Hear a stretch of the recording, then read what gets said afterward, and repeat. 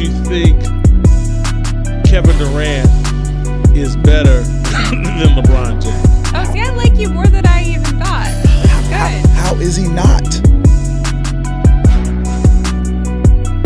Man, don't I mean, in this final, He don't. for sure. Call me tonight when he has his We first keep title. talking about stats and titles. We're talking about Kevin Durant doesn't have to lift a weight. He doesn't have to be as strong as LeBron or fast as LeBron. LeBron can't guard him. The matchup out there is a nightmare.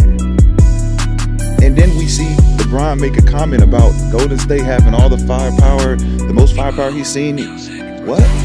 The only firepower you see different in that team is Kevin Durant. That's it. You've seen Steph Curry before, you've seen Klay Thompson, but you've never seen Kevin Durant with those two. He's been the best player in the league since he came in. We just don't want to give him the credit because he's been losing in OKC. Fair.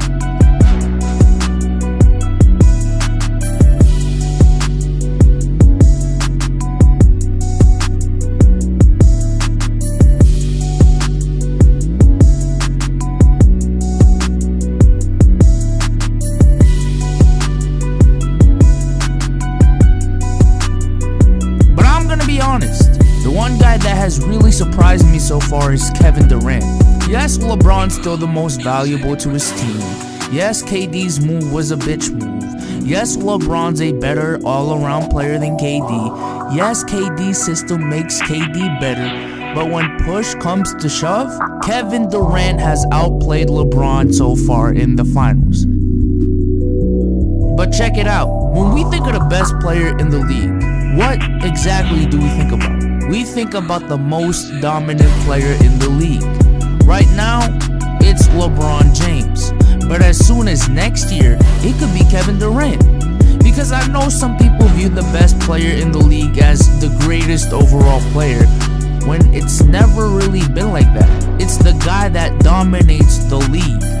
We go all the way back to the 60s. Bill Russell was considered the best player, even though Wilt was a better overall player. The 70s, I would say Kareem, but I feel like at that time, he was both the most dominant and the best all-around player. The 80s, yes, Bird had his years, and I do believe he is a better all-around player than Magic. But for the majority of it, for a majority of people, Magic Johnson was the best player in the league. In the 90s, it was Jordan. The 2000s, it was Shaq or Kobe or Tim Duncan. It was never the best all-around player. It was the most dominant player, the most unstoppable player. And I believe as soon as next year, Kevin Durant could be the most dominant and unstoppable player in the NBA. Yes, it might be due to the play style of his team and the surrounding cast that he has. But even if we look at that, we are admitting that the second best player in the league before he came to Golden State just got significantly better because of this team. Don't get me wrong, LeBron I feel like would still be the most valuable player and would still have a chance to be better than KD next year. But all I'm saying is the possibility of KD being that guy as well is open, wider than ever. And I know people might be saying, but LeBron's the better overall player. Again, the best player in the league was never based on the best all-around player. Because if it was, Oscar Robertson would be levels above Wilt and Bill Russell in his time. And Jason Kidd would have been the best player in the 2000s. And also, if it really is the best all-around player being the better player, then why the hell are we even talking about LeBron versus Jordan? Because LeBron's clearly the better overall player in terms of versatility. But because MJ dominated his competition so much, most people would still have MJ over LeBron, and I respect that opinion. So just saying that LeBron's better than KD because he's a better all-around player isn't really a good case as to how he's the best player in the league. And just comparing them as players right now, forget about the past, just the present. Forget about KD's weak move, because this is the KD we're going to be seeing for the next 4 to 5 years. It's not going to change. Just look at how they are right now. The only thing LeBron really has on KD is passing, which I'm not taking lightly.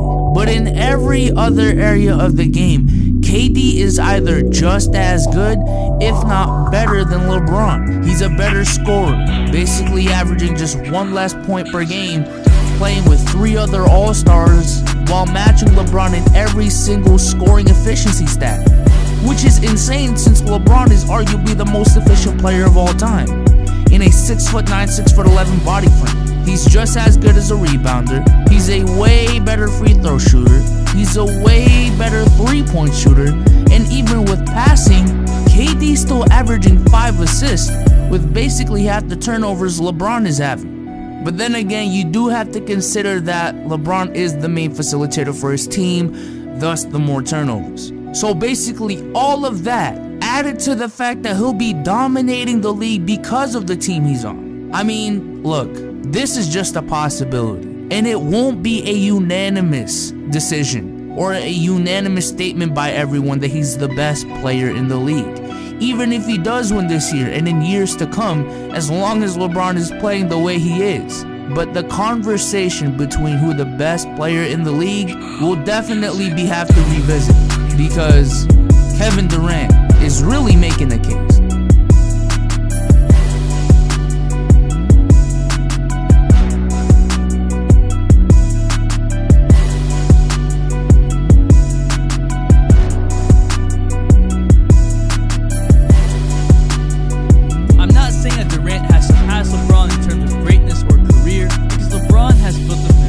Resume and is a great basketball player. He has more greatness than Durant. What I am saying is that Durant is currently better than LeBron. LeBron's stat lines are eye candy.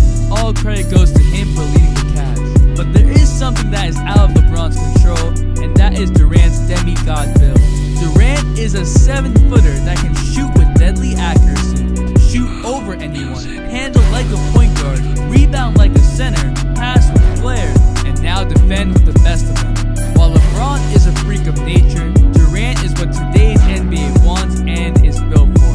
A tall player that can do everything. Durant's stats do not look as good simply because Durant has many more pieces around him in the Warriors with Curry, Clay, and Draymond. LeBron has to do more simply because the team needs him to do more.